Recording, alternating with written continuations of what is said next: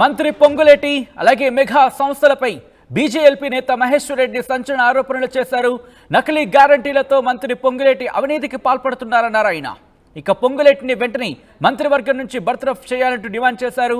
పొంగులేటి దేశంలోని అతిపెద్ద కుంభకోణానికి పాల్పడ్డారన్నారు Eleti Maheshwar Reddy.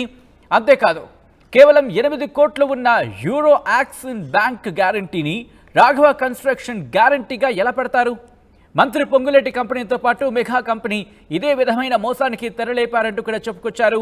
Euro యాక్సిన్ bank గ్యారంటీలు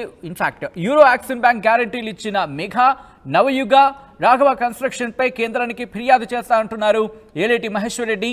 ఇందులో ప్రమేయం ఉన్న కంపెనీలపై సిబిఐతో ఎంక్వైరీ చేయాలంటూ కూడా డిమాండ్ చేయబోతున్నట్లు ఆయన చెప్పుకొచ్చారు. దానికి సంబంధించిన బ్రేకింగ్ న్యూస్ చూస్తున్నారు. మంత్రి పొంగులేటి శ్రీనివాసరెడ్డి మెగా సంస్థలపై బీజేఎల్పీ నేత మహేశ్వర్ రెడ్డి సంచలన ఆరోపణలు చేశారు.